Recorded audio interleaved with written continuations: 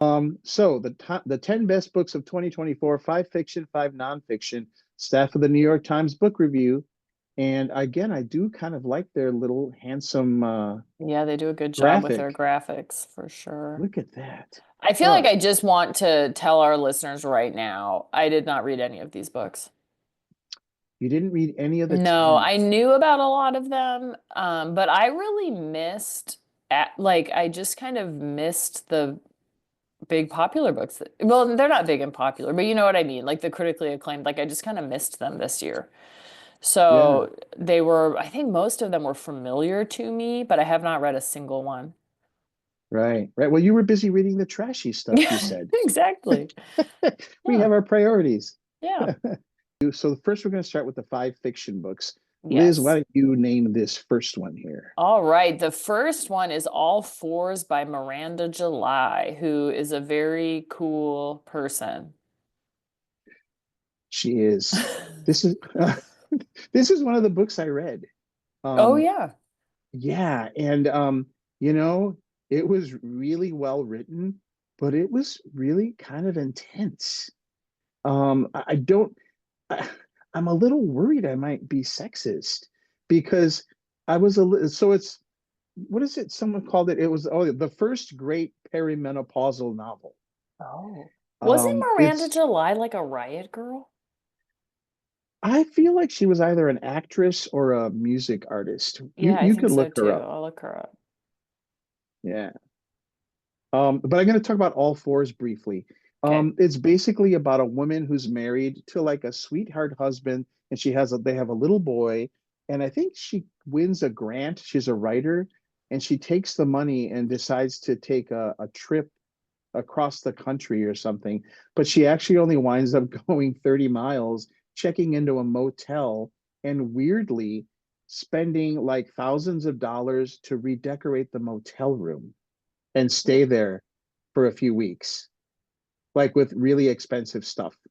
And then she meets someone. I'm not giving too much away because she has an odd affair with a younger man, gas station attendant. And just her behavior was so odd. But Miranda July, her language is so direct and blunt and kind of intense. Like I think I'd be a little afraid of her if I met her. Um, but it's also hilarious a lot of times. And um, when you read something and you're like, that is outrageous, but it's kind of true. Um, that's I don't know. So I liked it, but it scared me a little for some reason. The second book of the top five fiction books from the New York Times list is called Good Material by Dolly Alderton. I've never even heard of it, nor have I read it. Same. Yeah. But it says it's a brisk and witty novel. It's a 35-year-old struggling comedian in London trying to make sense of a recent breakup, etc. Um, it sounds good. I put it on hold at the library, so we'll see. And then one of my picks from this year. Oh, we're going Yes, one back of and forth. Ricardo's picks of this year, and I think recent National Book Award winner or Pulitzer Prize. National Book National Award. Book Award winner is James by Percival Everett. Yeah, it's a retelling of the Huckleberry Finn story from Jim, the slave that he runs away with. And you know, when I heard the premise, I was like, this is just going to be derivative. It is original. It's really good. It's as good as people say, you Yeah. know, which is Well, and nice. everyone And says the audiobook is especially good. yeah, we heard it on audiobook on our trip to Wyoming, William and me, and William proclaimed it a masterpiece as well. Oh, that's great. Yeah. Yeah. So James is highly recommended by Percival Everett. It's so good. Um, and then Martyr by Kaveh Akbar, the third fiction book I read. Oh, wow. Yeah, I read it. Again, it's quirky. It's about I'm going to look here, an Iranian American aspiring poet. The author is an Iranian, it's hard to say, an Iranian American poet in real life. But the book itself it's quirky and sweet, and again, a little a little out there. Like I don't quite know what's going to happen, and I feel a little nervous for some reason. Hmm.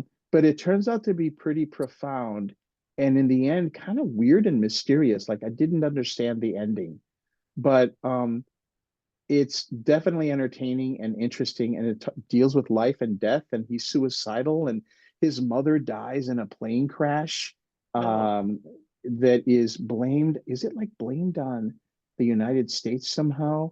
It was a passenger airplane, but someone mistook it. The government mistook it for a fighter jet or oh my something. gosh. I hope I'm not. I hope I'm not misremembering. Um, but it's so interesting. I think it was good. It was memorable, um, and quirky. Martyr by Kaveh All Akbar. right. And then, The next one is You Dreamed of Empires by Alvaro Enrique. Haven't read it. yes, And it haven't read it. looks like um I don't know. It's based in the 16th century, Mexico. What is now Yeah, Mexico City in the 16th century. yeah. Wow. It's tense and comically imbalanced. See, none of these grab me. I'm gonna be honest with you. None of them are grabbing me. Is that right? Yeah, Yeah, yeah, there's yeah. like hallucinogenic reveries. I don't know. That doesn't sound like What's me. what's that sound? How could hallucinogenic reveries not grab you, I Zizi? don't know. I'm not that into it. I'm not that into it. So This you is dreamed one of the only book empires. that I hadn't heard of prior to the list coming out. Oh, really? Yeah. Okay. I had heard of it probably because of the Mexico connection. Hmm. Um, it sounded again. All these books have these setups that feel very like not contrived, but like really. So it's about Montezuma and Cortez meeting in the 1600s, which obviously really happened. But it's a novel, and I I kind of want. I'm going to read it. It's also on my hold list, but um, you're right. It didn't grab me, even with the hallucinogenic reveries. Um, so we'll have to see, but it could be interesting. I don't know. Yeah. You're right. The description isn't that exciting. So those are the five fiction books, Interesting. the five nonfiction books. So first of all, the first one is called Cold Crematorium, Reporting from the Land of Auschwitz. It was written by Josef, I'm going to screw up the name, but Josef Debreceni, translated by Paul Okvari. So I know a little bit about, I'd never heard of this book, but I got it from the library today, Oh, a, wow. a real book. I happen to have an interest in like the Holocaust and Hmm. stuff. It's probably, I don't know what it, and is it automatically morbid if you're interested in the Holocaust and the concentration camps? I don't Not know. necessarily, and I think it's really important right now, just as more history is erased and denied. Like Right. it's important. Well said. Thank you. All right, this next one Okay. I know you've read and you've talked about on the pod before. Everyone Who Is Gone Is Here, The United States, Central America, and the Making of a Crisis by Jonathan Blitzer. Absolutely. So good. So depressing. I had to stop listening to it for a few days at a time. It's basically about the migration of people from Honduras, Guatemala, and El Salvador at different points in the 80s and 90s.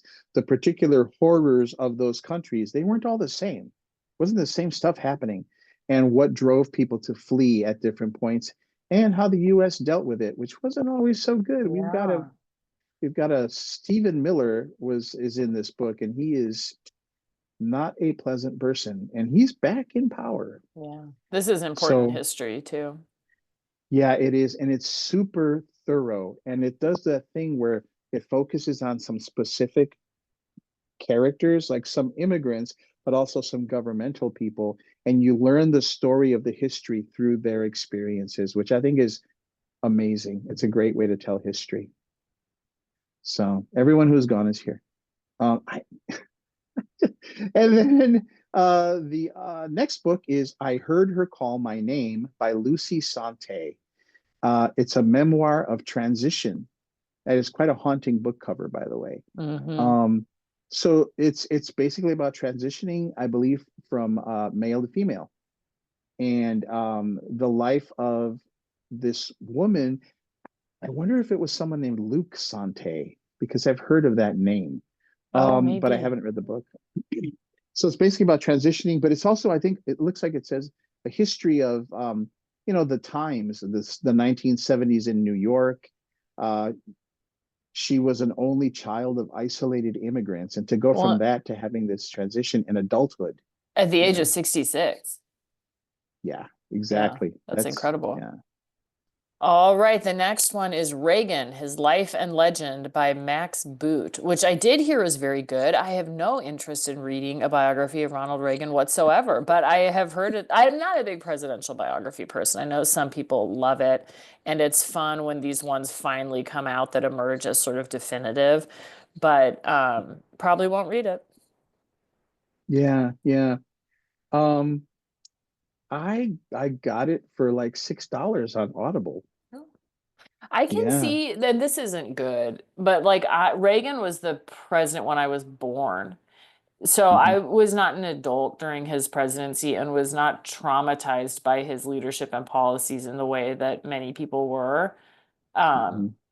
so there's not like a personal reckoning to be done there. Sure, But I sure. think that there's a lot about the Reagan administration that sort of there are echoes of that all the way to today Oh that yeah.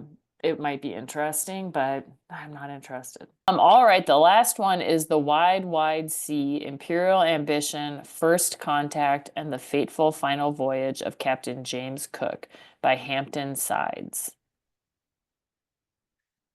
Yeah, never heard of it. No, me neither. This is the Um, first I've heard of this one. yeah, so it's apparently well, it's about Captain Cook Hmm. and that voyage. I don't I wonder how they pick these things, Yeah. you know?